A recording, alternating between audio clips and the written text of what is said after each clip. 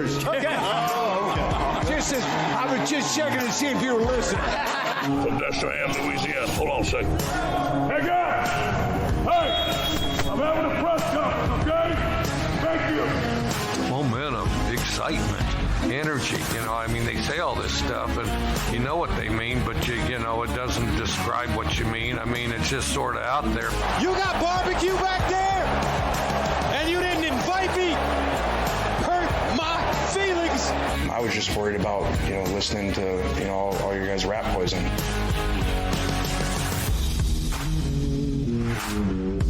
Welcome to Sideline Judgement. Here are your hosts, Sergio and Tyler.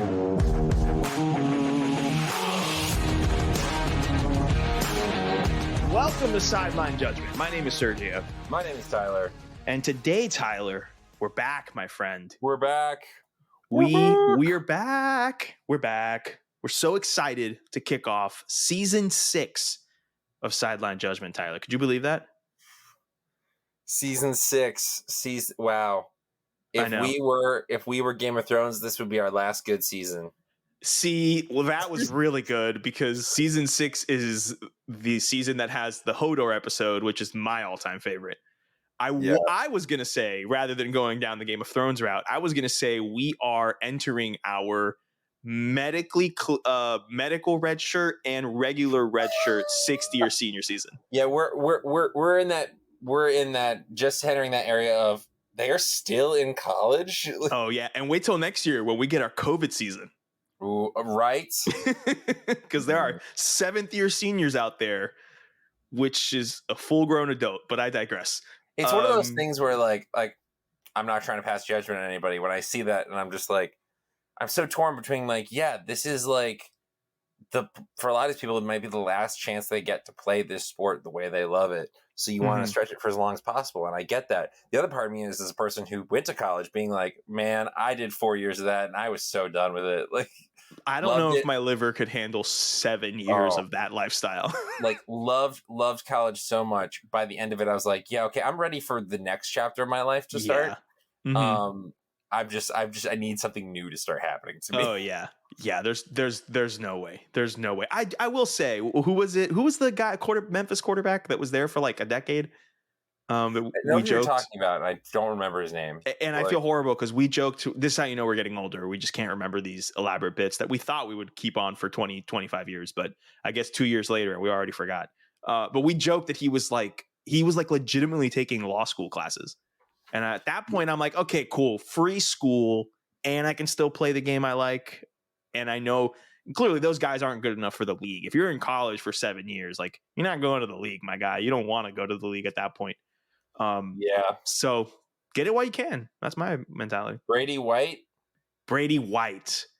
The law offices of Brady White. That was our joke. Yeah. No. The medical practice of Brady White, because Stetson Bennett was the law offices of Stetson Bennett. The law offices of Stetson Bennett. Exactly. He actually, we should probably change it to, the dealership of Stetson Bennett, because I feel like that's what's going to be now. Well, considering the fact he's going to sell more insurance in the state of Georgia than God himself, it's going to be crazy.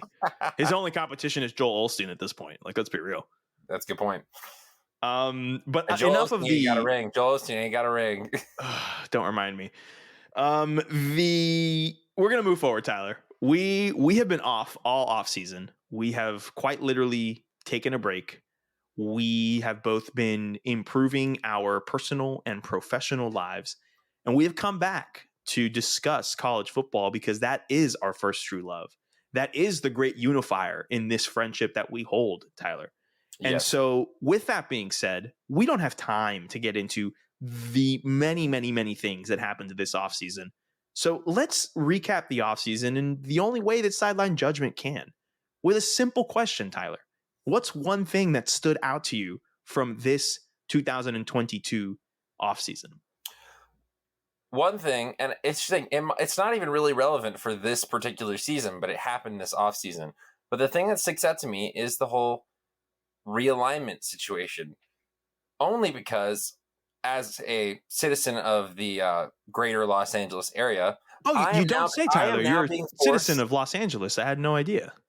I got a California license now against my will, but as a citizen of the greater Los Angeles area and a working member of the society here, I am personally infuriated that I am now being forced to live in a Big Ten town against my own will.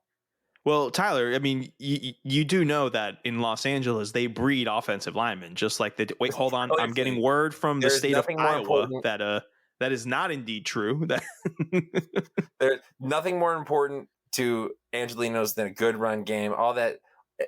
Hollywood doesn't like all that sexy passing stuff. Wait, what? No. I'm getting word that is not correct. Hollywood's never been about the flashy pass game, Tyler. Nope. That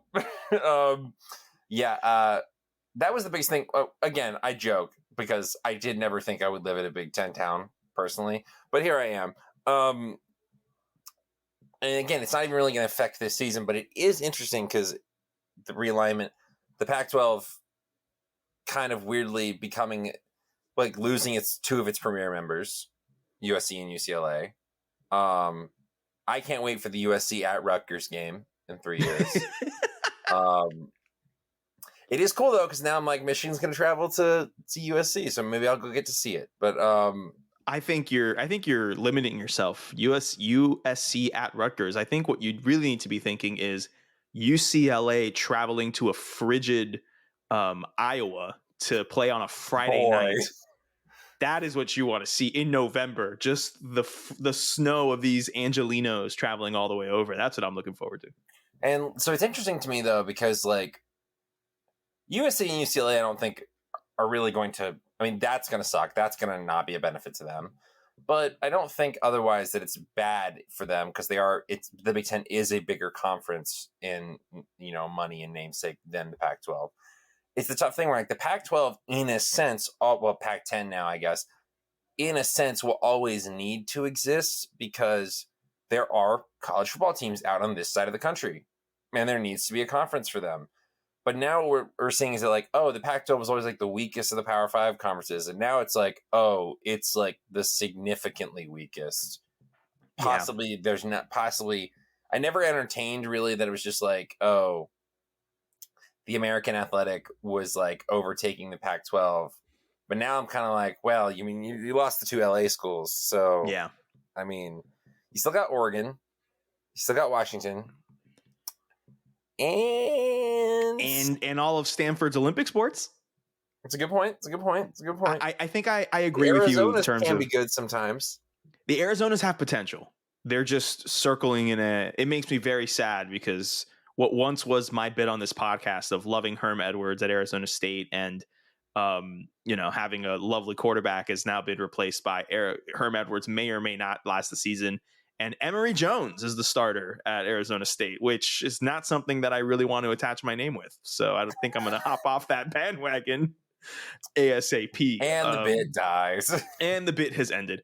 No, I agree with you. I think realignment has definitely been the number one topic of the offseason, highlighted by the LA schools going to the Big Ten. I think it sparks a larger conversation about, I don't mean to go on Nick Saban on you, but is this what we want football to be? Right? No, I'm with you on this. Like, I know we think alike on this idea. It's just that is what has sparked me with this change, right? It's a double-edged sword, right? I agree with you. There will always be a conference, a home for teams west of the Rocky Mountains, right? There will always be a home for them. But in this new reality where the two biggest names in the biggest city on the West Coast are now basically they're going to be members of the Big Ten of a traditional heartland of America conference in terms of reputation. I think what it does is it will expand exposure for college football. It'll make it a bit more of a national sport, but in consequence, it'll weaken the region in which those schools are located in, if that makes sense. Yeah, well, it's like it's widening the gap. It's the way hard to. It's like, I hate to be like this about movies too, but like it's like how in movies like today, it's like the mid-budget stuff, like the mid-budget comedies and stuff like that, have kind of disappeared from our current movie. Either it's really small niche stuff, or like really small, or it's something that a studio is pouring a crap ton or it's of a money. Marvel movie. Yeah, or it's Marvel, which like those and the thing. Marvel movies can be entertaining and have all this great stuff. And I mean, I like a lot of them, and I will love Alabama versus Ohio State many of the times that it will ever be played, and it will not stop being entertaining. But that shouldn't be the only thing and the only type of football that we're getting. And I feel like this is widening the gap, where I was just like, okay, so Colorado, which could, fight for a Pac-12 title in some of its best years sometimes, but it takes a lot for it to get there. That doesn't mean as much now. And now an attainable level is being less and less attainable for them. And, it's just, we're gliding towards super conferences. Yeah. And it's quickly becoming a slippery slope. Yeah. Very much so. It's kind of disappointing because, it's just disappointing. I know. Well, we're people that like to watch every type. I mean, we're going to go through, later in this pod, we're going to go through all the week 0 matchups. And if you're listening to this podcast, you're one of us. We understand that we're preaching to the choir here, but it has a trickle down effect. It reminds me a lot of the Super League stuff from soccer a couple years ago, where if you eliminate the top tier clubs in those leagues, then the money goes elsewhere, and the money doesn't go down to the lower tier teams that, benefit the entire footballing world. And in a college football sense, if you're going to remove more and more non-conference games, you're going to eliminate those, as people call them, cupcake week in the SEC. But the schools that play those SEC schools, I mean, sometimes over half of their annual athletic budget comes from those games. It's definitely a big time thing. And it's a big question as to, how we're going to get there, because my biggest takeaway as well, on top of the realignment, is the Big Ten's brand new television deal. They have signed, right, that's a more recent one. That's a more recent one, but I think it ties into it. They've signed a new deal worth over $7 billion over the course of 7 years. It's close to $1 billion a year. Where the member schools will distribute it, where they're going to be making a whole lot of money. They're clearly the richest conference, and it's going to become more and more of a, you have to make sure you get into one of those two, at the moment it's the Big Ten and the SEC, those two conferences, so you can make the big money. And really it's a lot of the haves and haves not. I mean, we're getting into some Marx theory and stuff like that now, but I really don't mean to get into that sphere, but it really will change the way that we consume college football. It'll change the way that we think about college football. And I think one of the only positives that could come from this is an expansion of the playoff. But what you're doing is you can expand the playoff, but you may be expanding access to how many teams win the national championship, but you're minimizing all of the other championships, i.e. conferences and stuff. It doesn't mean as much, That's the thing, and that it doesn't mean as much. And you could also always argue that it never did, because it's that thing where no FCS team, obviously, but no Group of 5 team beyond the top of the top Group of 5 teams even have the ability to get into that conversation. Mm-hmm. But there is the facade that they could, and now you're just fully taking that. You're putting a hard red line there, which I'm not going to say is better. I mean, they're just different. It's different. I mean, for people who are all like us, unfortunately, all sentimental about the sport, it's hard to accept. And I don't think right necessarily, but it's interesting how it's going to shift, because it's while we can all agree that, University of Texas San Antonio and Alabama are not playing the same sport technically. Yeah, they were in the same league in a sense, and this will probably just eventually give us to the point where we will just actually tangibly divide the leagues. Yeah. So I mean, we see the differences now with our eyes, but there will be the consequences of dividing it on paper versus just us being able to deduce the different sport they're playing. Has a lot of ramifications financially for the smaller schools, and also the regionality is going to go away. UCLA and USC are now going to be conference rivals with Purdue and Illinois. Like it just doesn't make sense. It still doesn't Again, feel right that Missouri is in the SEC East. Like, yeah, that's true. And my Texas and Oklahoma are about to be in the SEC too. yeah, that's exactly. like old news at this point, but I still don't accept that. Yeah. And again, why do I have to be forced to live in a Big Ten town against my will? I might add. You know what? I'm gonna march this crusade solely for Tyler. He made 2 Los Angeles references within the first 10 minutes of the podcast. We need to get him back over to the East Coast. What are we doing here? What are we doing here? What's up with this, man? Oh man. Yeah, I only just recently realized in a text conversation how long it's been since I've been to Waffle House, and I felt bad about it. It misses you. It misses you. I had the conversation 2 weeks ago. I spoke with the Patty Melt. It told me it missed you. It really did. I appreciate that. It said, "Where's your boy? Where's your boy at?" I was like, I don't know, probably eating hyper organic sourced beets or something. I don't know. I had a good friend of mine not the other day. This was yesterday. What am I talking about? Text, because she was working in the area, and she was just like, "Let's grab dinner," and I was like, "Cool." And she's just like, "Let's try something new. I want something on like that's like not expensive and like quick and easy, but I am thinking of something on the healthier side." And I was just like, "Okay, that's the most LA thing I've ever heard you say." And also, you know that those two things are usually like very opposite. Yeah, yeah. The healthy food is not the cheap food. So yeah. But anyway, let's turn our attention more towards the 2022 college football season. We are fastly approaching week 0. We're recording Thursday. Excuse me. It's a long day for me. We are recording Thursday, August 25th at around 8:30 p.m. Eastern, 5:30 p.m. Pacific. I only said that. I said that specifically for Tyler, so he wouldn't get confused. I know the time zones are a thing for you. And Tyler's face, I wish you guys could see it. Anyway, we're approaching week 0, and I think, well, we will get to the week 0 games in a bit. I want to talk about the season as a whole, right? What we're going to look towards, what we're going to expect in this coming football season. And I thought we should take it conference by conference. We're going to do the Power 5, and then we're going to do Group of 5. So we're going to do 6 different questions, and we're going to do 6 different conversations about that. So Tyler, let's go ahead and let's start alphabetically. Let's go in the ACC. Well, the American would be the first, but we're going to lump them in Group of 5 at the end. In the ACC, Tyler, what are you looking towards in the ACC this year? Could be any team, a theme, whatever you want. What are you looking for?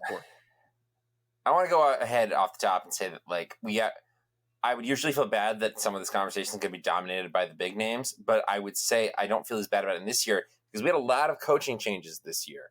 Yeah. Specifically, and this is the big one, with Clemson, who is replacing Brent Venables and their offensive coordinator.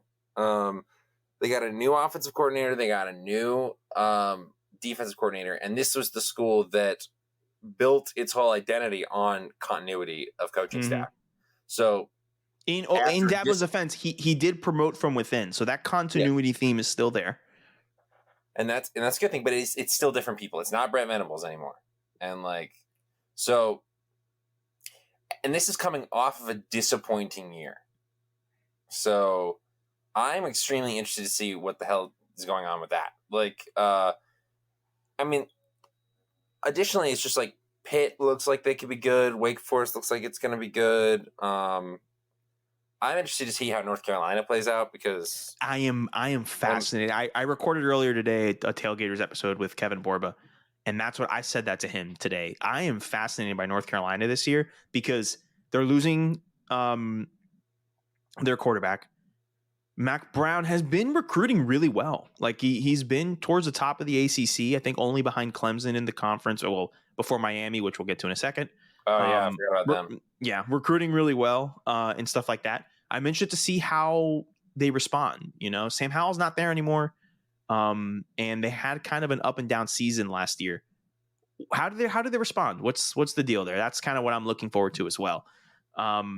Miami, I referenced, again, similar thing with new coaching. Listen, Mario Cristobal, he came home. Mama called, right? He came home, and clearly there is a lot of hype down here about the University of Miami. I can guarantee you that one. I'm seeing a lot of Twitter things. I'm hearing a lot of things on the street. I'm seeing a lot more people wearing University of Miami gear out and about. So no, seriously, it's like I'm not trying to be funny. I'm not, I'm being serious. They've picking up. They've got some momentum going because Mario's recruiting so well out there because we know Mario's a good recruiter. That's like the one thing that no one in the world could question. No. We knew it was going to happen. The question is, can he get the results needed in this pressure cooker environment? Now, he was going on to our Game of Thrones theme. He was forged from the fire of South Florida. So he knows exactly what it takes, right? He knows exactly what it is. But can he deliver? He does have a very good quarterback in Tyler Van Dyke. He is very good to the point where I texted you earlier this offseason. I said, I think I might try to go to a Miami game just to see this Van Dyke guy in person.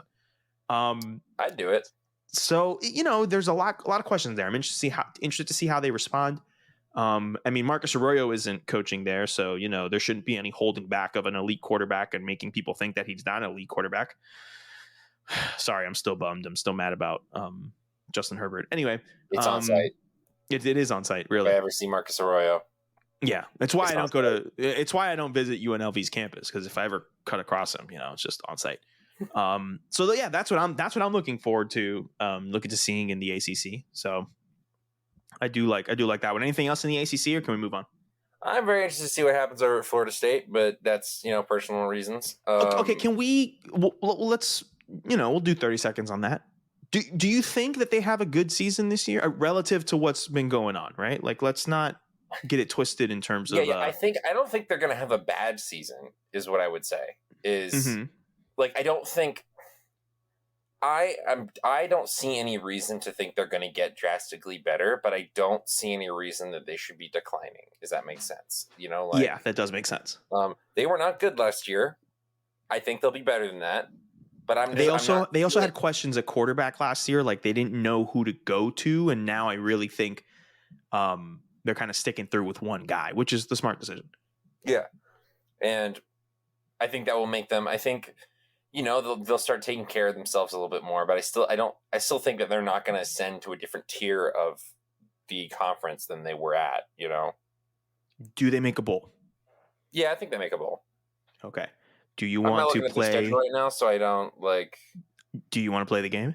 Yeah, let's play the game. All right. I got my iPad up here, right here. Florida State. Click, click, click. Touch, touch, touch. Load, load, load. Schedule. All right, here we go. Oh, we're back, Tyler. We're playing the game. We're back. First episode back. Here we go. They play this Saturday in week 0. They play Duquesne, FCS. Win. All right, 1-0. LSU in the Superdome. So a de facto LSU home game, not a real home game. Okay, 1-1 at Louisville. I think that they win that. Okay. All right. 2-1. Boston College at home.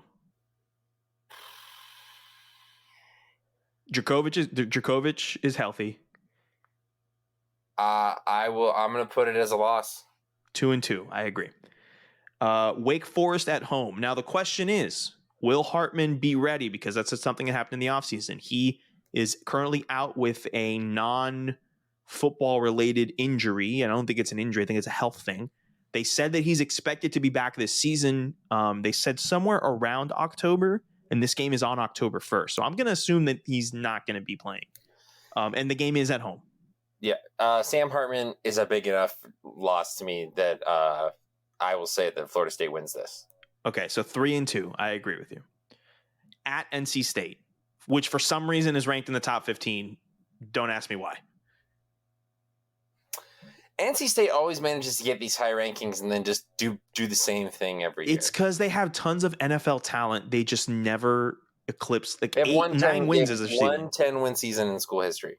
Yep, and it was with Phillip Rivers.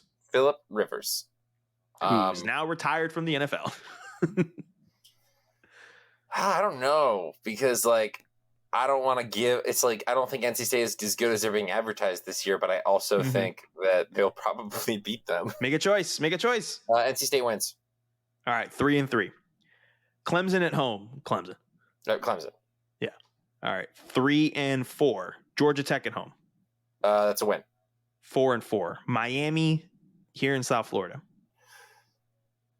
For crazy reasons, I'm going to go Florida State. Really? You think so? Yeah. If Mario loses to FSU in his first season and the game is at home. Oh, okay. All right. We'll go with it. Yeah, so one. I could see in your eyes, you'd be like, but it's something that totally could happen. Like. Yeah. So they're 4-4 up to this point, if you think. So are they 5-4 or are they 4-5? I'm going to say that they win. All right. Let's go 5-4. I'll disagree with you on that one, but we'll go 5-4. Syracuse on the road. Yeah, I think they win that. All right, that's 6. Yeah. So we have hit 6 with 2 games left. So you think they're going bowling? All right, I think good. so. And then Louisiana at home, Billy Napier's former team. I think they'll win that. Think they win, so that's 7-4, and then Florida at home. I think they lose. I think I 7-5. I do think that Florida's good and better than them. Like I think so. So 7-5 is a good. I think that's a massive step in the right direction. Yeah. And that is good enough. That's like the high. But here's the thing: like, that's like the high point I can see for their season. Like, I'd be shocked. A road if they win at Miami is like, oh my gosh, FSU, they're on the right direction, they're on the right path. Yeah. Okay, I can see it. All right, cool. All right, let's. Last thing I'll say about the ACC next Thursday, September 1st, the Backyard Brawl, the most important game of that week. Just want to point that out. Most important game of the season. I mean, say less, Tyler. Please say less. All right, moving on to the Big 12. The Big 12, Tyler. What are things that you are looking forward to, and what are questions you may have about the Big 12 this season? What I'm looking forward to is I want to see how Baylor messes it up. And that is a loaded statement. Yeah, you're gonna have to explain yourself on that one. What I mean by that is that there is no reason, looking on paper, that Baylor shouldn't win this conference. Like, I agree. I can agree with you on that. And yet I have almost zero faith in them doing so, just because I don't know. It just doesn't seem to want to happen. Like, or now they were within an inch of winning last season, and Oklahoma State stopped them. What do you think is going to take for them to actually win it this year? Or is this an I have no idea, I'm just ready to go on the journey? It's more of that, like okay, again, because on paper I can't think of a reason why Baylor shouldn't win this conference. Oklahoma State I don't think is going to be better than they were last year. We know Oklahoma is going to be worse. Like I don't think Oklahoma will be bad, but Oklahoma is not going to be as good as they were last year, and that year wasn't even as good as they had been. Texas might be better than last year, but Texas started off hot and turned out to not be very good under Sark in the first year. And that Sark has a lot of rebuilding to do, so that's part of it. Those are the big threats in the Big 12. Iowa State's not going to be as good this year, I don't think. So Oklahoma State, Oklahoma, and Texas are the big threats, and two of them I think will be worse than they were last year, and one of them I don't think will be that much better. So I can't see a reason for them not to do it, to do the thing. I'm interested to go on the ride because 12 games, it's not a long time, but it ain't short either, and stuff can happen. And no, I get it. I hear really you. I'm really interested to watch the team. I am too. I am interested to see how Baylor works out and stuff. I think a big question for me is, so I was in Norman, Oklahoma last weekend or 2 weekends ago. And yeah, man, how do I put this? Yeah, they're not over Lincoln Riley leaving. They're really not. It really got to them, to put it nicely. But there is a lot of optimism. There is a lot of support. And it truly is us against the world.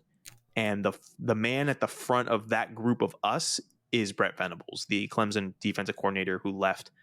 We were talking about with Clemson. He is now the head coach at Oklahoma. Oklahoma roots, former coordinator. They love him there. I'm very interested to see how that defense is this coming season, because traditionally Oklahoma has been built and plays on a very offensive mentality. I mean, traditional Big 12, right? Oh, points. But Venables is a ball coach, like defensive side of the ball. He's really going to do his best to try and improve that side of the ball. I'm very interested to see how their what's it called, defense responds to things. That's something that I'm looking forward to. Texas, Quinn Ewers, the quarterback that was just named the starter. Very, very interested to see how he performs, especially with Arch Manning committed to go to Austin next season. Is he good enough? I think he's good enough to keep that job and to keep Arch Manning on the bench for at least a little bit. But I'm very interested to see how he does. He's never really had much adversity and stuff like that. Like 1 year, didn't he? Like he hasn't done anything. But he reclassified. So he reclassified to be in the class of 2021 when he was truly 2022. So he should be a true freshman this year. But because he went to Ohio State that 1 year, got a bunch of NIL money, and then transferred over, he's technically a redshirt freshman instead of a true freshman. So cool. he has that 1 year already on the clock of, you have to be 3 years post high school to be in the draft. That was more what I was questioning. So, like, for Arch Manning's purposes, he probably would only have to wait like a year if Quinn Ewers is that correct. good. Correct, exactly. But that's what I'm most wondering about them. I'm interested to see how Kansas is this season. I know that's like my sicko, my itch I can't scratch, because they were competitive in football games against Texas and Oklahoma last season, and they beat Texas in Austin. So I really am interested to see how they're going to go. If they can win 4 games, I'm going to be through the roof. Lance Leopold, sign me up, baby. Rock chalk. Yeah. Anything else in the Big 12 that you want to talk about? It's so fun to hear you say that, because I'm just like, yeah, we're back. Like, no, we're back. I'm all the way in. Anything else about the Big 12 you want to talk about? No, I mean, I'm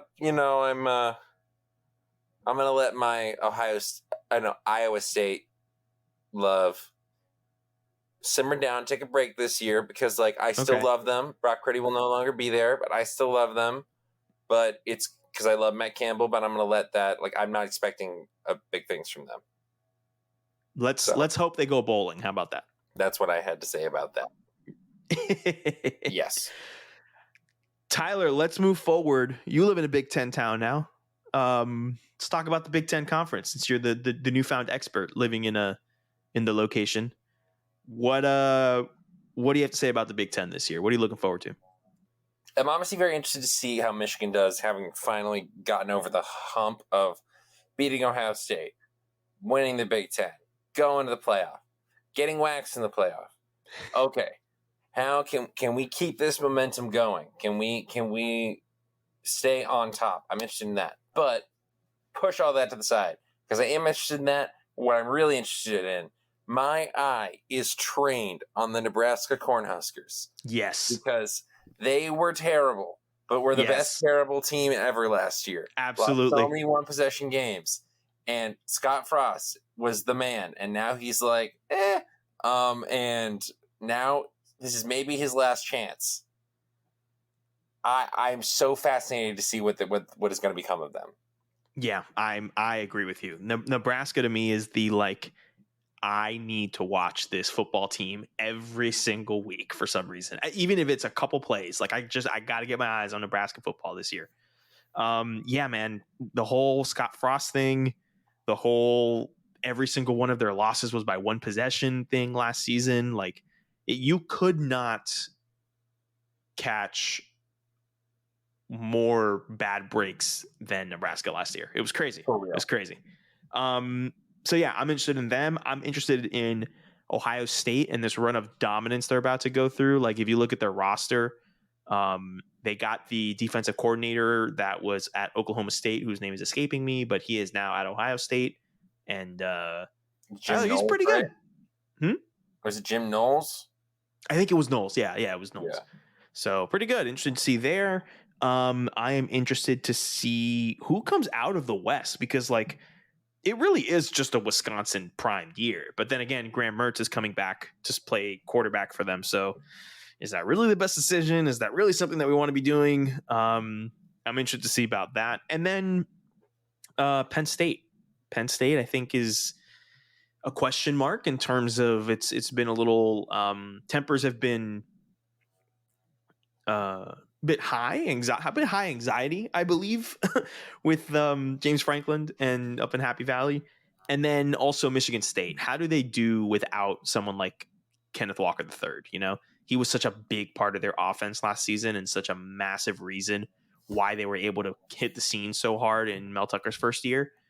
How does Mel Tucker respond to that? They got the hype now. They're ranked 15th going into this season.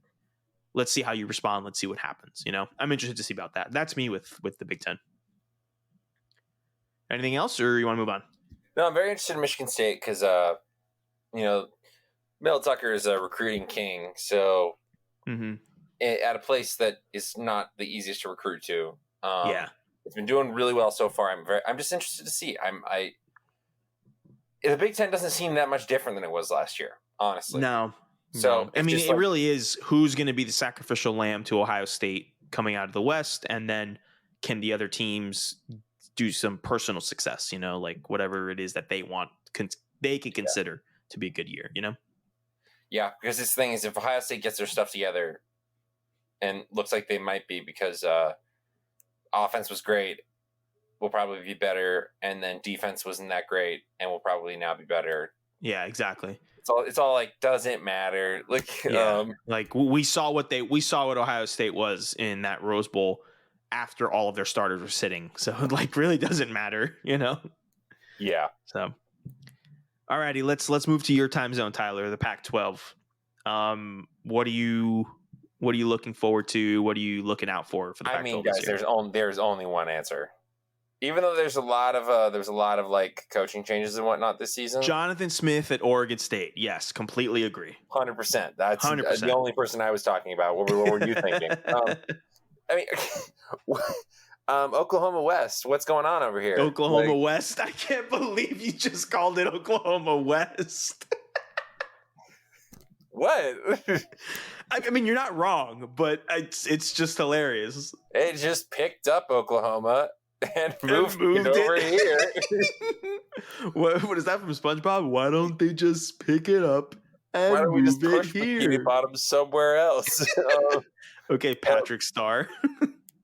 Hey, no, I mean, this was the hire that USC needed from the coach type that they needed. In my opinion, this is the hire that the West Coast needed. Oh, 100%. Yeah. Well, it's like, in a name recognition, yeah, but also I'm like, oh, in a football prowess, this is huge. And to get Caleb Williams to come with, crazy. And get Alex Grinch, probably more importantly, to come with. Yep. Yep. But what does it mean? Like, how's it going to go? Because, like, you got a good thing in that Mario Cristobal is no longer at Oregon, so that established power is a little less established now. Yeah. So the Pac-12 is wide open for USC. I'm interested to see how Washington does.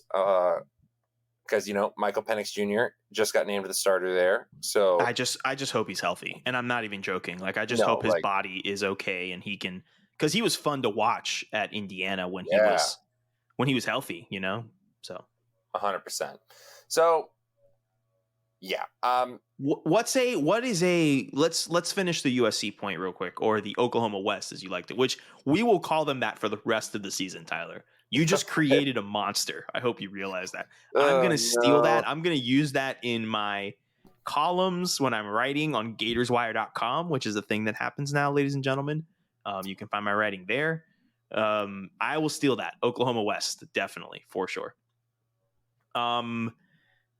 What is a successful season in Lincoln Riley's first year at USC? A successful season. Yep. What will USC fans be happy with this year? USC fans will probably be happy with the division title.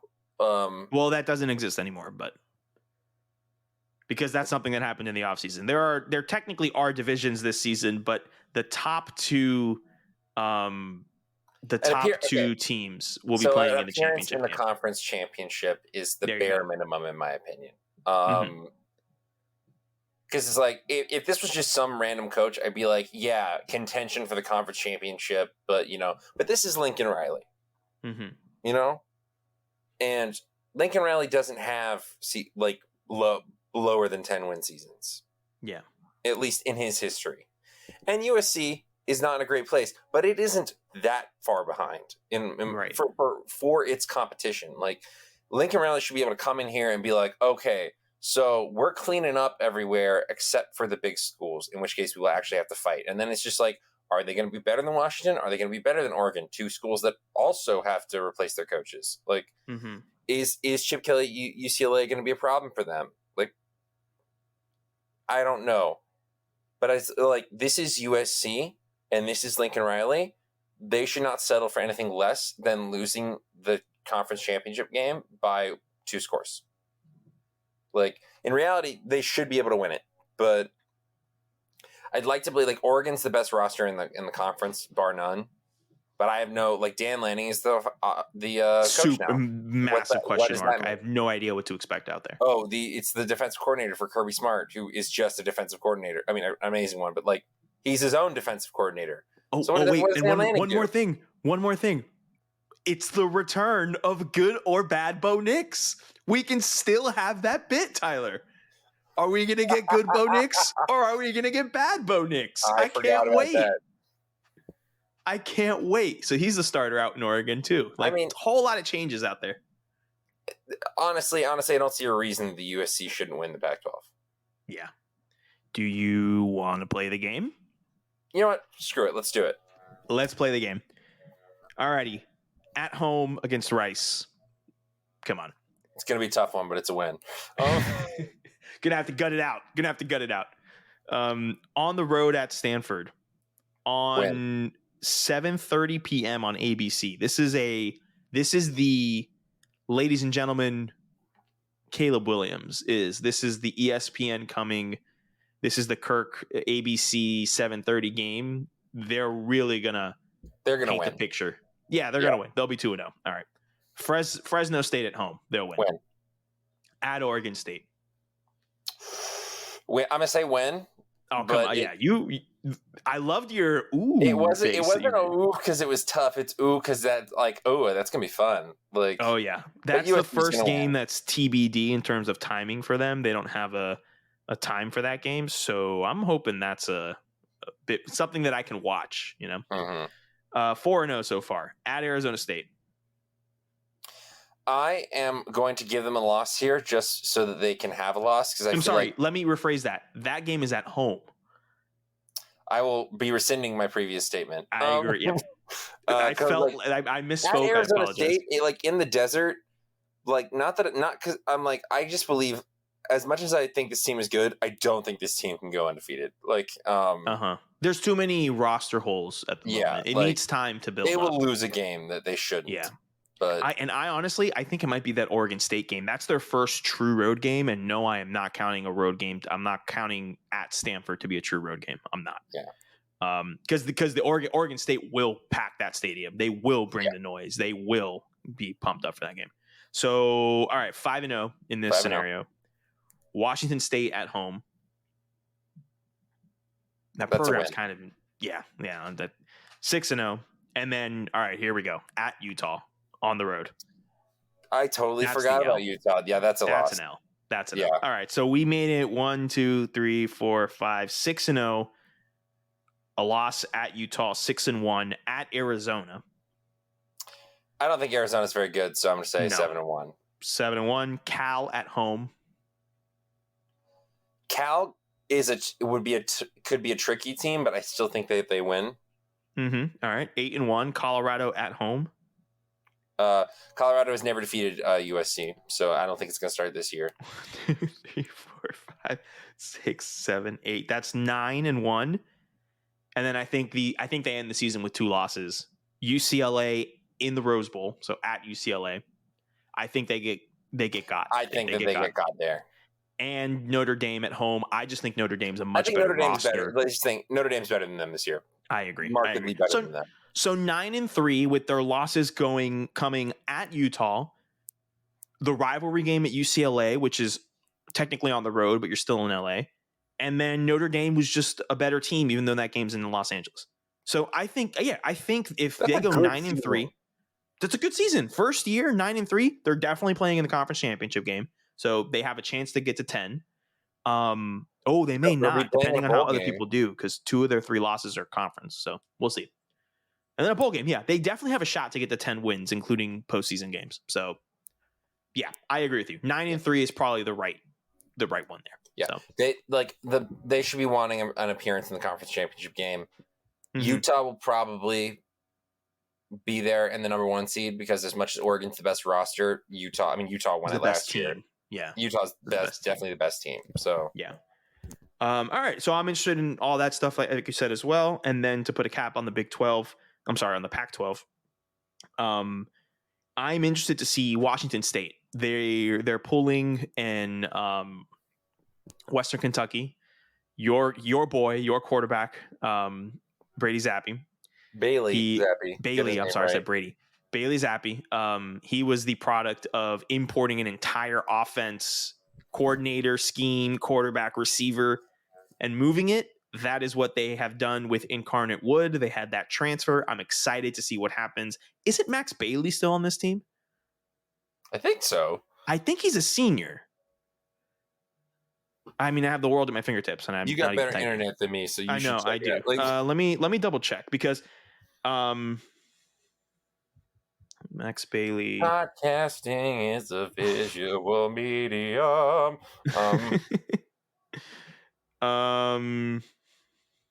What's wrong with me? Hold on. Max Borges, I think. Max Borges, maybe?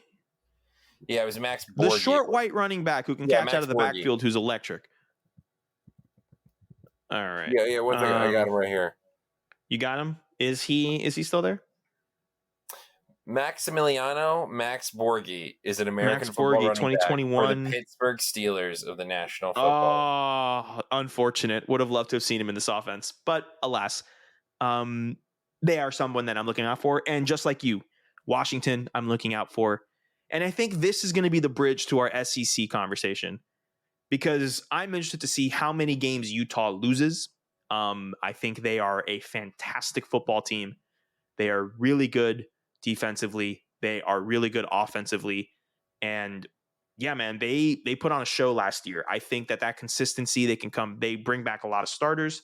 It's going to be fun. It's going to be fun to watch Utah outside of week 1. It's going to be fun to watch Utah. Yes, I don't want to watch them week 1. I'm going to more than I will the other weeks. But yes, with that being said, Tyler, we are going to move to the SEC. And here's what we're going to do. Let's talk Gators. And then we'll talk the rest of the SEC because obviously our number 1 is going to be one of talking about the Gators. Let's talk Gators. We'll play the game with the Gators, and then we'll talk the rest of the SEC. What's on your mind? We have not talked much Florida Gators this offseason. No. We've talked this offseason. We have not really gone in depth about our beloved Gators. What are we thinking? What's the mood? The great mystery. Yes. I'm feeling really good about this season. I've got a good feeling about this team. Billy Napier was the guy that you and I wanted. He was years ago, and I feel really good about the future of Florida football. Yeah, the future this season, right? Recruiting hasn't been this good in a long time. Like we are like the IMG curse. The IMG Academy curse turned out to not just be a curse. It was just you just needed a guy who was really good at recruiting, and then it wasn't a curse anymore. And the future's really good. He did it in his transition cycle. He got a 5-star in his transition class. Anyway, all right, continue. So the future I feel really good about. And we got Anthony Richardson, who has a lot of potential if he can stay healthy. Upside is there. Upside for days. Upside to be one of the best quarterbacks in the nation. Mm-hmm. Can he stay healthy? Is he going to be put in a successful situation and a scheme to fit? I think so. I think Billy Napier's big on the offense. I don't think it'll be as flashy, but he was so good at Louisiana. The problem, though, is that while I don't think Billy Napier's not an old head when it comes to offense in regards to a archaic or ancient forms or anything like that. He's new and whatnot. He's not the most innovative person in the world, which is fine. He's very modern. The problem is, and it's not a problem in the general sense, but the problem for this season is that Billy Napier, while he is like a spread, like Clemson style team, like he wants to be able to run the football. Yes. I don't think we have the roster this season to be as effective as what he wants us to do and wants this culture to be about than we will in future seasons. Specifically the first game. Like we're going to be trying to beat a team at what they do well. We are going to be playing a a legitimate playoff contender in week 1. Yeah. Which does not happen to us. Like No. we don't. No. So I think this team's going to be good. I think, and good in a relative sense. Like I don't think this team is going to be competing for the SEC East title legitimately. Right. If that makes any sense. Like no, completely agree. I completely understand. It might have the second best record in the East, but I don't consider this team a legitimate East contender. Like they're not in the same tier as Georgia. I think they'll probably end up being. This is bias talking what I'm about to say right here. I think they'll be better than Tennessee. I agree. It's up in the air about Kentucky. Kentucky's a really good program, but Kentucky is still Kentucky. There's a wide range of teams that this Gator team could end up being. Yeah, it's a lot of questions, and I think I'm very excited to see what it is. I think this will probably be Billy Napier's like toughest season, just because what he wants this team to be, they're not in the position to be just yet. Right. No, for sure. Absolutely. And like he said something great the other day, and this is kind of what I'll end my whole tirade on, is that Anthony Richardson has all the potential in the world, and he's been really impressed with him, but he has thrown 33 passes in a game in his career so far. And he said, great University of Florida quarterbacks complete 33 passes in a game. Yeah. Like we like to think we do. We don't have the sample size that we think we do on Anthony Richardson. No. It is a definition of hype. Like we are literally flying by hype. And here's the thing. I feel justified because it's not just Florida people talking about Anthony Richardson the way that he's going. It's draft people, it's people from other conferences, it's analysts, everyone's kind of sees the upside there. Question is that something that can be manifested in his first season as a starter? I think the biggest for me this Florida football season is about process over results. Now, with that being said, I think this team is talented enough to win 7 or 8 games. I think that the process will give us the results, but ultimately this season is about the process. You are going to watch a lot of plays and be frustrated where, man, we're running this play and it's not working. Why doesn't Billy just go and do something else? Because it's not necessarily about that this season. This season, it's about teaching those guys what he wants his team to be like. I agree. They want to run the football a lot. We are going to see a lot of Anthony Richardson running the football. We are going to see, apparently, according to Camp Buzz and stuff, we are going to be seeing a lot of the Etienne brother running the football. Apparently, he might start the season as like the number 2 back. Like he's, as a true freshman, looking really good. Can you imagine Damian Harris in this offense? I don't want to talk about it. So, don't want to talk about it. So yeah, it's going to be about process. I want everyone to pump the brakes on the offense because you can say a lot of things about Dan Mullen. One thing you can't say is that man did not have a genius offensive mind and loved to throw the football when he could. And because of the talent he had, ended up throwing the ball all over the place. It's not going to be the fun and gun. It's not going to be the Spurrier era throwing the football all around. It's not even going to be the Mullen area throwing the football all over the round. Now, it will not be the Will Muschamp and Jim McElwain eras that the offenses were anemic, but it will be a change. It will be different. It won't be your traditional Florida offense that people came to grow and love in the 1990s. It will be more of a running oriented spread football. Watch Louisiana last season. Watch Levi Lewis. Watch these guys play games. We have the same running back. The transfer's coming over, and he's going to be playing, which is great for continuity and teaching the system and all of that stuff. So it's going to take time, but I have nothing but faith in this team. Defensively, I am expecting an improvement, to say the least. And I'm excited to see. Tell of the season. As like we talk about offense a lot, and Billy Napier's an offensive guy, and we've got an offensive star. Yeah. Defense is where it's really going to be. Well, I think it's going to improve significantly because Corey Raymond is now in, and he is one of the best defensive back developers. Jason Marshall is a former 5-star entering his sophomore season at corner. He's going to be the Vernon Hargraves, the Quincy Wilson, the Marco Wilson before the shoe, the Tease Tabor, the shutdown corner that we have had over the course of the last decade at the collegiate level. So I'm fully expecting him, the Kyer Elam, I'm expecting him to be legitimate and serious on that defensive backfield, defensive side of the ball. Yep. You want to play the game real quick? See how we're going to do? Real quick. All righty. Utah at home, we both think it's a loss. It's a loss. I say that there is a possibility. Like, I don't think it's hopeless. I think we could win this game, but it requires two things. It requires Utah to not be as good as we all think that they are. And it requires Anthony Richardson to be as good or better than everyone thinks he can be. And I'll argue it also requires an extremely humid late August day in the city of Gainesville. Yeah. Only one of those three things is contingent on what the Gators can do. Like, exactly. Most of the time, most of the time with a good Florida team, winning is all about if you do your best. This is not one of those situations. We need the environment. We need Utah to not be as good or as collected as we think they will be. We need Anthony Richardson to be 100% of the hype that we all think he is. And the reality is, even if he's good, he probably won't be 100%. So we'll see what happens. But I agree. Completely agree.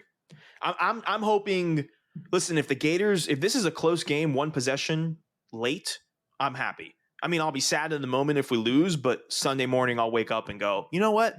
No, I like that. I'm happy about this and that, whatever, blah, blah, blah, blah. Kentucky at home the next week. I think we win. I think we win as well. I think we win one of these two games. So if for some reason we win Utah, I would hope that we beat Kentucky the next week. I think Utah's a better team than Kentucky, but then again, we don't know until we see it. But I just think with the youth of the team, you know what I mean? I don't think we're ever going to see.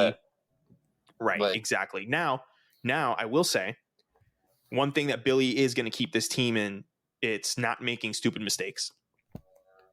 That was an emphasis of the offseason. So that was an emphasis of the offseason. That's something I wanted to point out before we kept going. So, all right, 1-1 for us so far. USF at home, dub. That's a win. 2-1 at Tennessee. I think we win. I think so too. Full bias. I'm so not even joking. Full bias. I don't think. Yeah.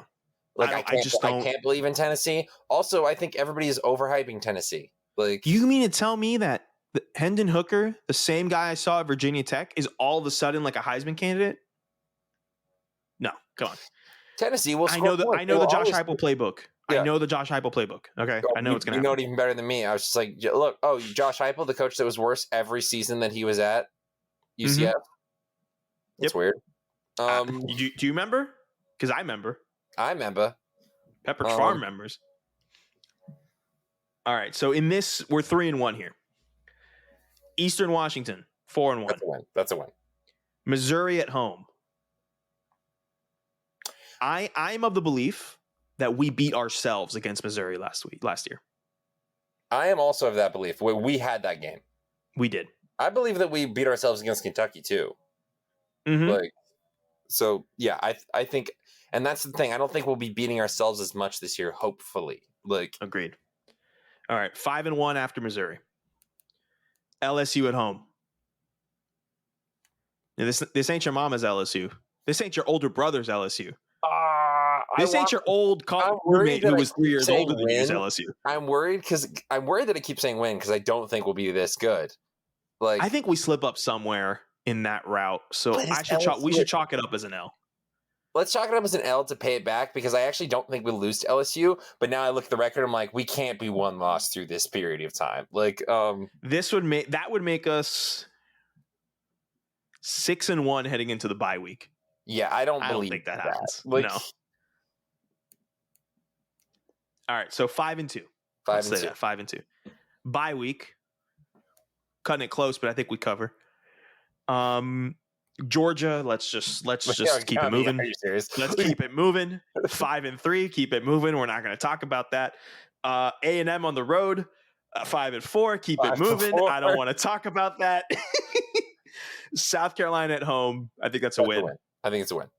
Vandy on the road. Come on. All right, so we are 7-4 going into an abomination of a Friday night game. Oh, against God! I'm this close to slamming this computer. I will say that day will be a fun one because we will have Ohio State, Michigan. I think we'll have Friday. I have War on I-4. I think it's going to be at noon. Then I have War on I-4 at noon. USA, England in the World Cup, which we have a World Cup during football. My brain's going to explode. I don't know. I'm not going to sleep for a month. It's going to be insane. It's going to be awesome. I don't know, man. I'm going to like seeing you like this because it's funny to me. And I enjoy it. It makes me happy. Thanks, man. I know that it will be painful for you. So it will be stressful. It will be. But you look back in like 5 years and be like, or more like 50 and be like, yeah, it was this one season of football. We also had a World Cup. We're gonna be there with our grandkids, and they're gonna go, Grandpa Tyler, why is my grandfather smoking cigarettes? He doesn't smoke. He goes, oh yeah, that one time. Yeah. Anytime we talk about that, he has to go out and just take care of that. He relapses. He relapses. And then at night we got Florida State 7:30. We both think we're winning that game objectively. Yeah. Like taking my fandom out, I think we are the better football team. I think we're better than them. So that would give us 8-4. 8-4. Which I think good. I'm happy about that. I'm happy. That's a bowl game. Comfortably a bowl game. Progress in year one under Billy. And I think with the recruiting momentum, I think it will domino down. Yeah. So, all right. I like it. Go Gators. What else in the SEC are you looking? Let's move a little faster in this. We're coming up on time here, but what are we looking at elsewhere in the SEC, Tyler? Very interested to see if Georgia can repeat, because we didn't even think we were like, yeah, Georgia can get to the title game last year, but like they're not going to win. Thought it would. They did. Never, especially after Alabama beat them in the SEC title game. We were like, oh, that's it. They figured them out. That's it.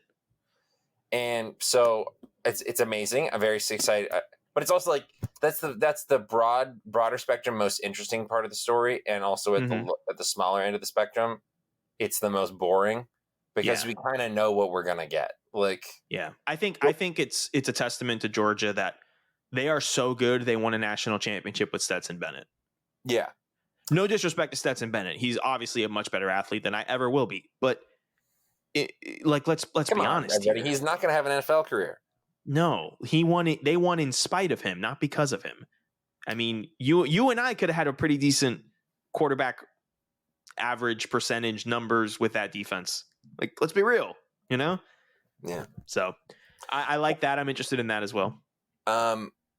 Yes, but so all the interesting stuff is happening in the West. Okay. Well, let me finish the East before you go to the West then, because I'm interested to see what the ceiling for Kentucky can be, because I think they're a very good football team this year. What the ceiling can be. I'm interested to see how quickly this Tennessee narrative kind of goes away and people come back to reality. I saw someone on the SEC network was like basically they were playing the game.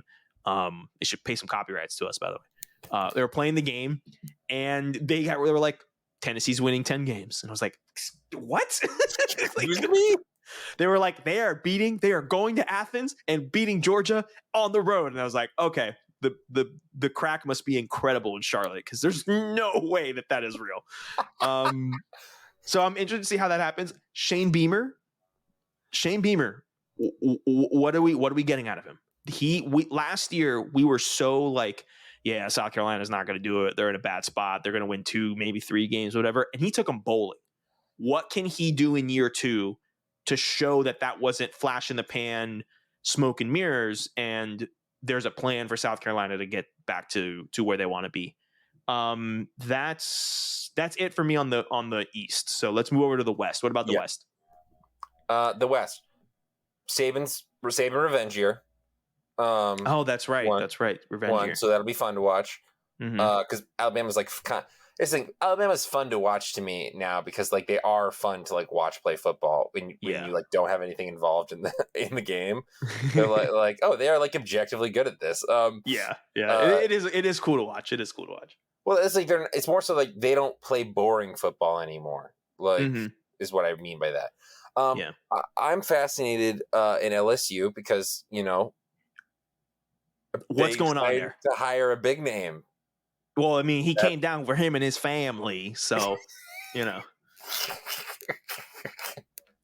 my favorite is he was like, "What was up with that, Brian? What's up?" He goes, "Well, I'm from Boston, and there's not much of an accent there." And I went, "Excuse me, Boston Brian is Kelly? Nah, park the car in the Boston Harbor." Boston is arguably the most. When people say accent, American accent, they mean one of two things, maybe three. They mean Boston, New York, or the whole of the South. Oh my God. As Sergio has a Red Sox game in the background. But no, I love that was the like excuse. And it was like, wow, man, you really, that was it. I agree. I am curious to see how that is. I can confirm one of the first ADs that I worked with the most on Redacted, I think 8 now. So many Redacteds.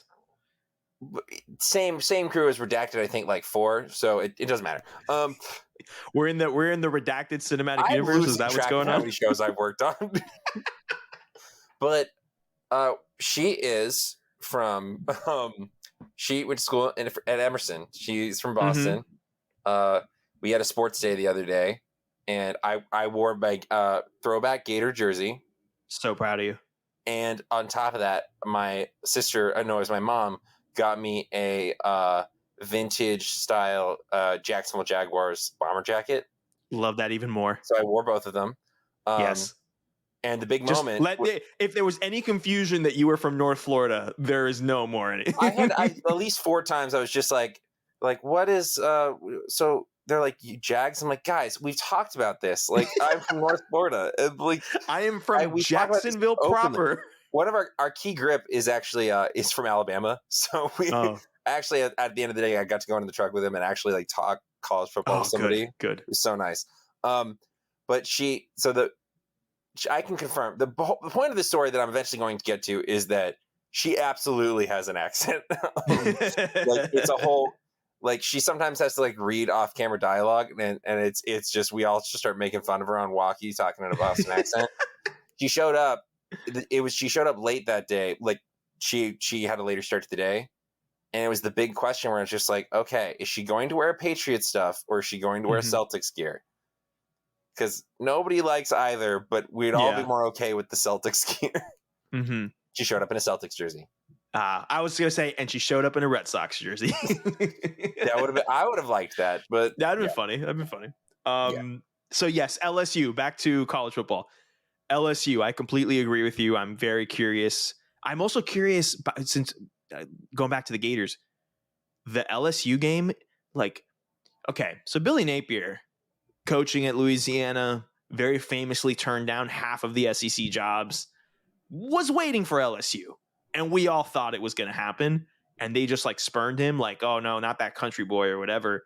I'm very interested in this long-term storytelling of Billy Napier and Ellis having to play LSU every single season, at least until they redo the schedules when Red River comes in.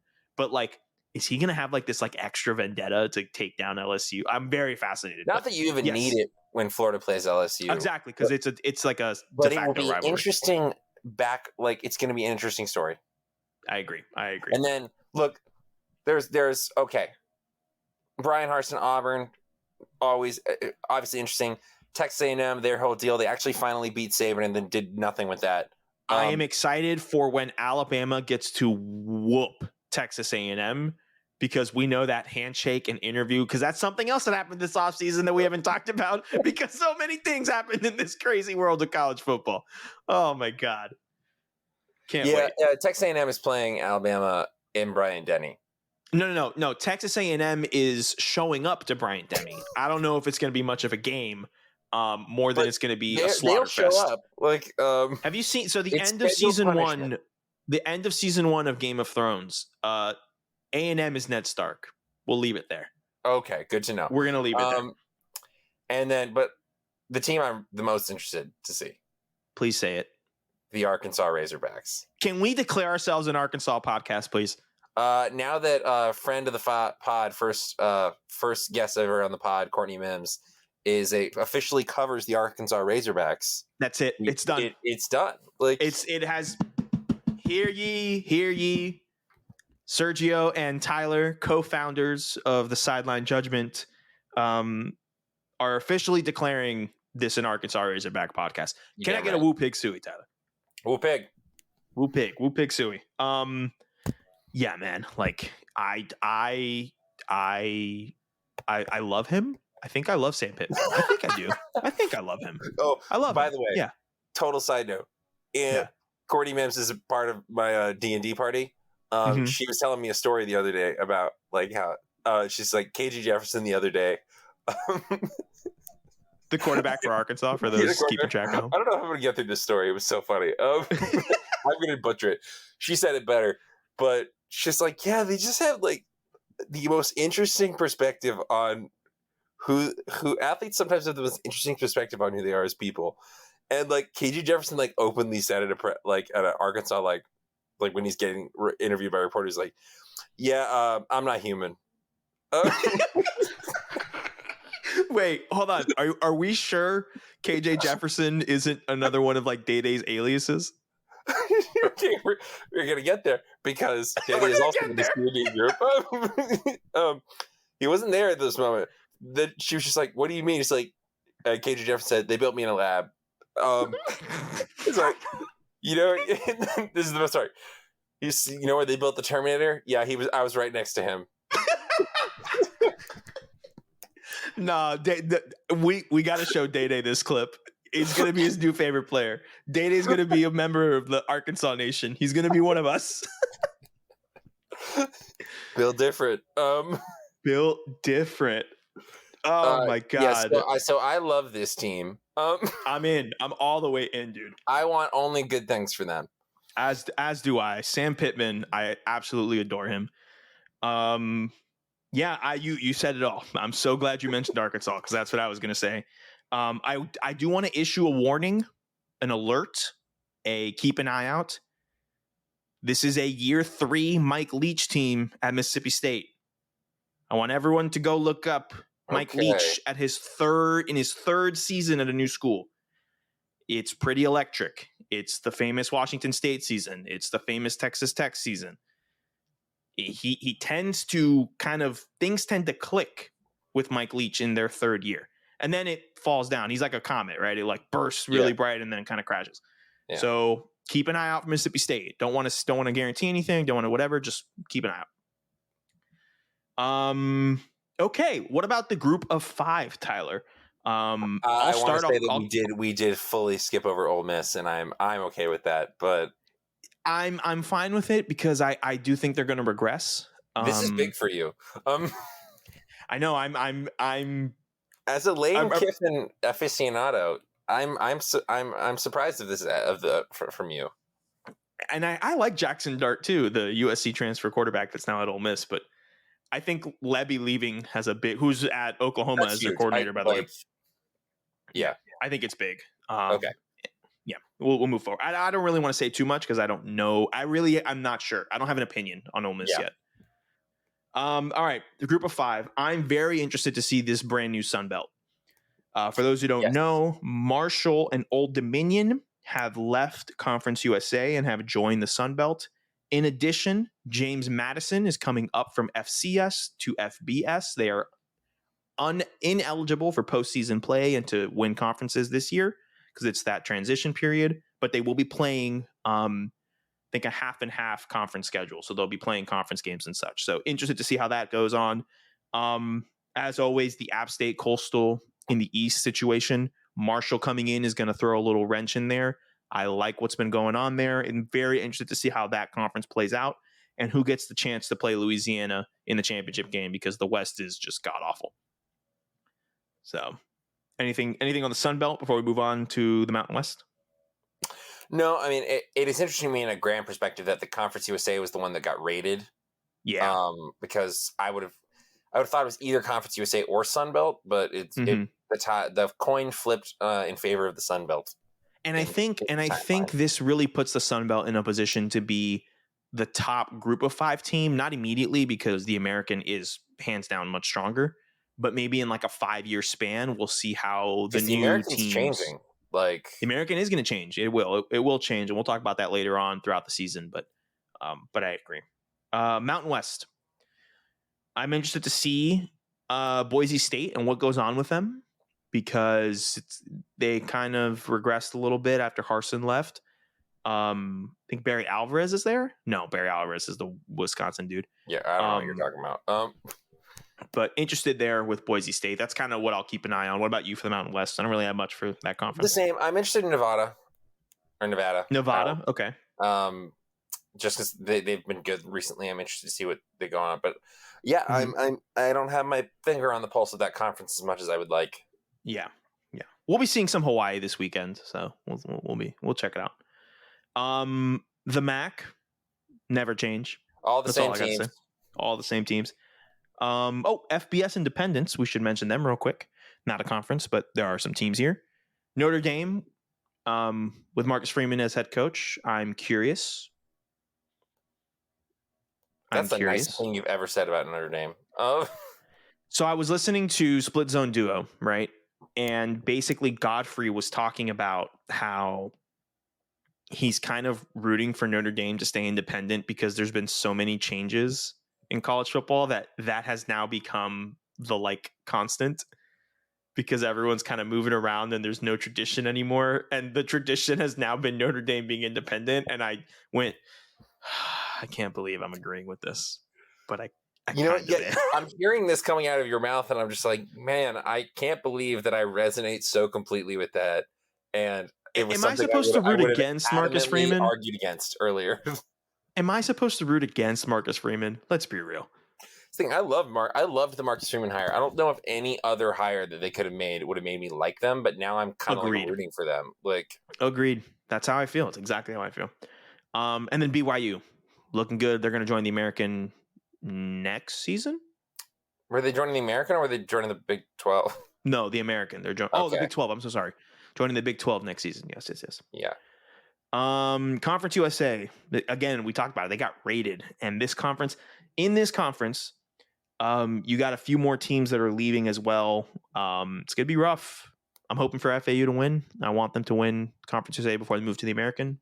But this is by far the worst conference in. Yeah, this is the FBS. Yeah, it's pretty bad. And then we wrap it up with the American. Cincy, I'm interested to see how they replace that secondary. To see such a good team. I have full confidence that Fickle is recruiting and prepping for the Big 12 movement. Houston, to me, is the front runner in this league. They were sneaky good last season. Yeah. Sneaky good last season. And I think that they have a lot of continuity. Dana Holgerson, he's kind of been building towards this season. And I think that they are going to win this conference before they move to the Big 12 with the other teams as well. What else am I liking in the American? Give some love to your Knights. You want to give some love to your Knights? Once again, I don't. They are not my Knights. Okay, they are my girlfriend's Knights, and until we get married, then they will become, I guess, forcefully. It's part of the deal. Your I guess. Knights-in-law. My.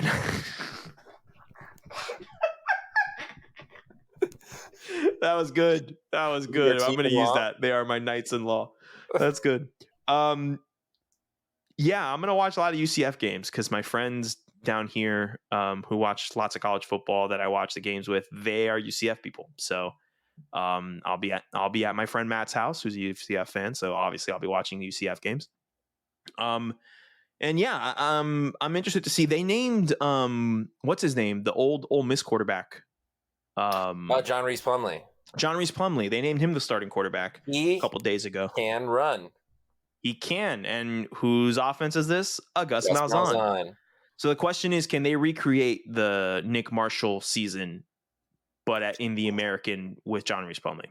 Let's be real. That is the question this year. That is the question. Stacked deck against that question. Yes. Oh yes, indeed. Yeah, that's pretty much it for me. That's the season preview, Tyler. That is a season preview. Let's move forward to week 0, the games that are happening this week. We'll just quickly go through them. We got Austin P at Western Kentucky to kick things off at noon Eastern on CBS Sports Network. We both got Western Kentucky, I'm assuming. I would assume, yes. I mean, Austin P, I think, has been getting better, but they're a fun FCS team if you've ever watched them. Yeah, but I'd still give it to Western Kentucky. Agreed. Nebraska Northwestern, for some reason, being played in Ireland, 12:30 Eastern on Big Fox. I can't tell who would be better to win this game.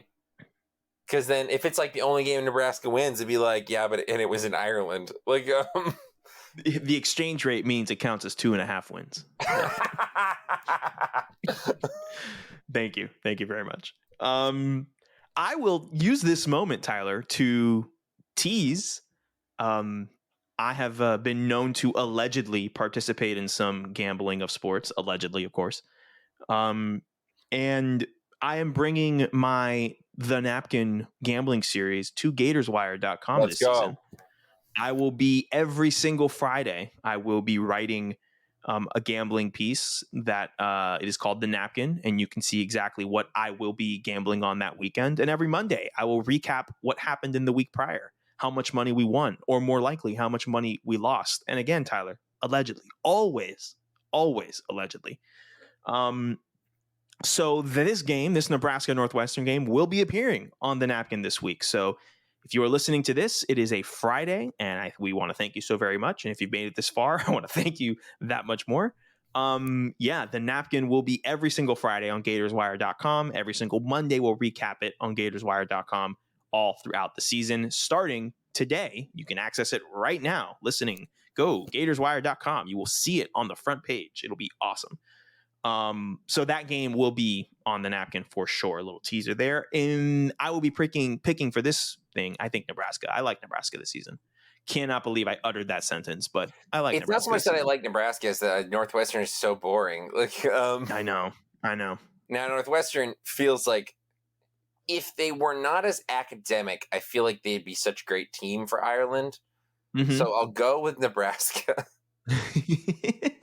Northwestern's too smart to be winning a game in Ireland. Absolutely. I don't know. Next, we got some. I just pissed off by saying that, but I know I pissed off somebody. We got some basement dweller type games next. Idaho State, UNLV, 3:30 on CBS Sports Network. UConn, Utah State. Mark Soroyo can catch these hands. He can definitely catch these hands. UConn, Utah State, 4 o'clock FS1. Wyoming, Illinois, 4 o'clock Big Ten Network.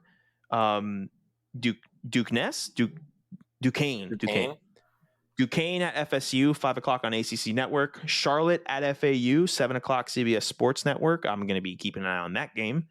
Go Owls. Florida A&M at North Carolina, 8:15 on ACC Network. I'm excited for that game for the reasons I mentioned earlier with North Carolina, just to be sure. North Texas at UTEP, 9 o'clock on Stadium. Nevada at New Mexico State, 10 o'clock on ESPN2. Nevada, New Mexico State has made it to ESPN2, Tyler. Talk about week 0, am I right, ladies? Damn. And the nightcap of all nightcaps, or for you, the prime time, Mr. West Coast. Vanderbilt at Hawaii, 10:30 Eastern. Go. CBS Sports Network. Very excited for that football game. Prime time, 7:30, baby. Oh yeah. So yeah, that's that is week 0. That is week 0. Tyler, hopefully we will be back next week. We want to take this year to be a bit more casual, right? We both have jobs, multiple jobs, and this is something that we don't want to let go. We may not be as intense as we were with it before, but it's a great opportunity for, 2 close friends to just talk ball. The great unifier. This is what built our friendship, and college football will always be there for us. And it's something that we want to do. So we're going to shoot for once a week. We don't have a certain day. We're going to shoot for once a week just to talk some ball. And yeah, we're gonna bring back our 5 wide and 2 point, be much more relaxed about it. We're gonna keep track so we can have a season long pick competition going. But if you stuck through us this far, we want to thank you so much.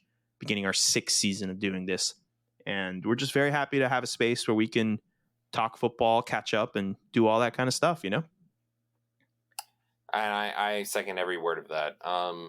This is still something that means so much to the both of us, and especially even more now since we live so much further apart. And I'm just very glad we can get to continue to do this. And it might not be as rigid as we've done it in the past, and that's okay, in my opinion. I agree. All right, before we leave, let's talk a little House of the Dragon. Yeah, the House of the Dragon. If you have not seen House of the Dragons, episode 1, goodbye. We love you. We'll see you next week, hopefully. We are now going into the Game of Thrones universe if you have not watched it. Just so you know. So, Tyler, what'd you think of the first episode? I loved it.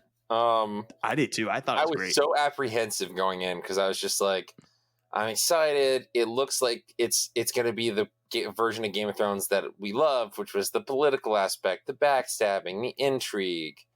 Mm-hmm.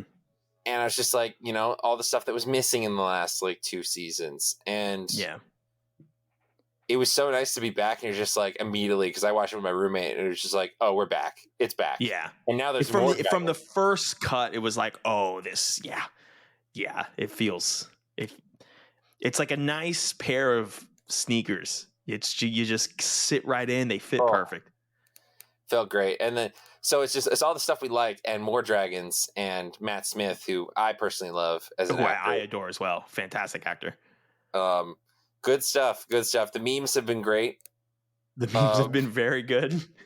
I'm very interested, and it's got me hooked. I'm right back into it.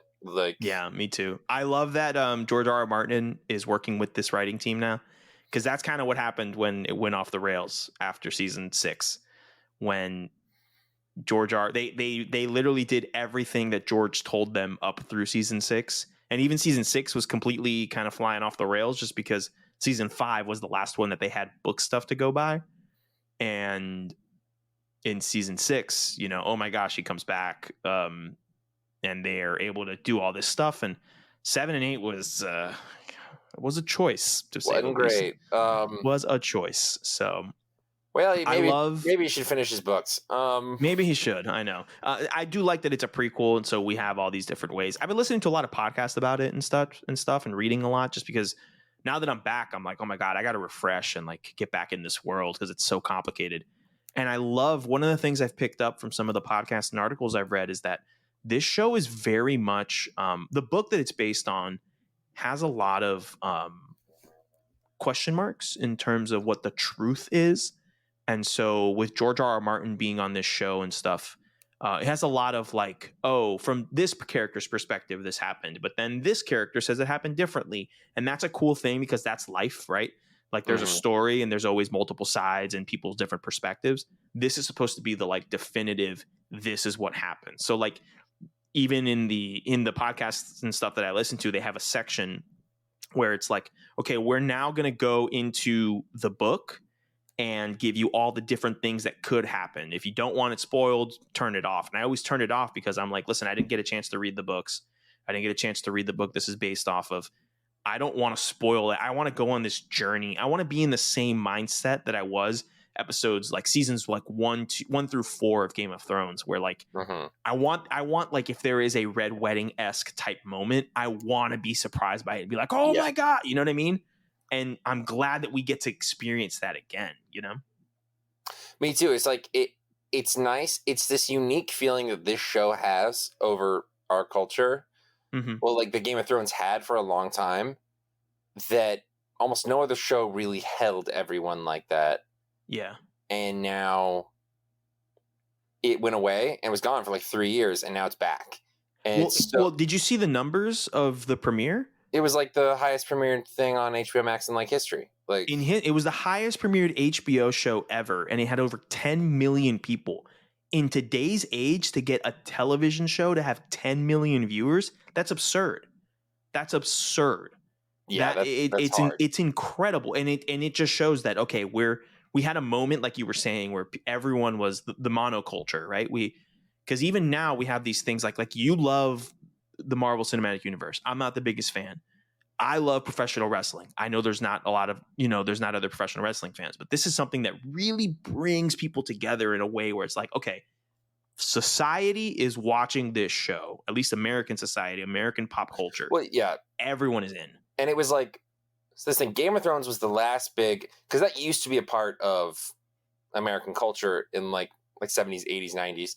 Like there were shows that everyone watched. And like, yes, not everyone, but there were the shows that America was watching, you know? And Game of Thrones was kind of the last one for what, like, in a way, like the last big show that ever did that. It was just like, yeah, you don't put anything on when Game of Thrones is on because everyone Sundays at 9, I have plans. Like, and it's cool to be like, and I don't know if the show will be quite like that totally because we've only gotten one episode, but I could feel it on the television. Me and Jordan, my roommate, were watching. We're just like, it's back. The music's back. We're in Game of Thrones. The intrigue. I remember watching the episode and be like, okay, I'm going to have to rewatch this because there are so many names that I don't remember. Like, I don't know. I'm sure I'll just pick it up as it goes. Yeah, but like, that's how it was. That's how it was with Game of Thrones. Like, eventually you learn them. Just learned it. Yeah. No, I'm very interested in the show. I think it's gonna be good. Yeah. I might eventually maybe I want to do that before my time on this earth is over. I want to read all the Game of Thrones books. Yeah. I want to, like, maybe in my 50s or 60s, I'll be like, you know what?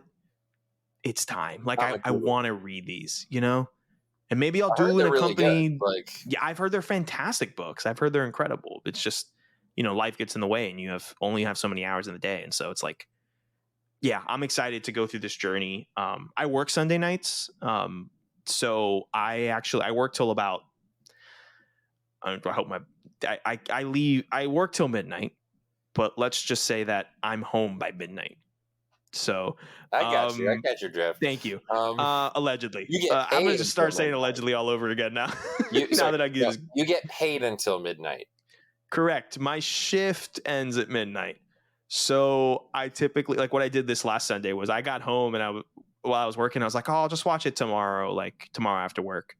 And I got home and I was like, I gotta watch this show. Because you had multiple group chats, including one that I was in, hitting you up about it. Yep, and I'm just like, nope. Until finally, I was like, forget this. The great thing about living out here, just gonna say it, it's on at 6 p.m. Okay, so that was my question because I know some shows are come on in the East Coast, like normal, like if they premiere at 8, right, then they would be on at 5 in the West Coast. But some shows will hold and.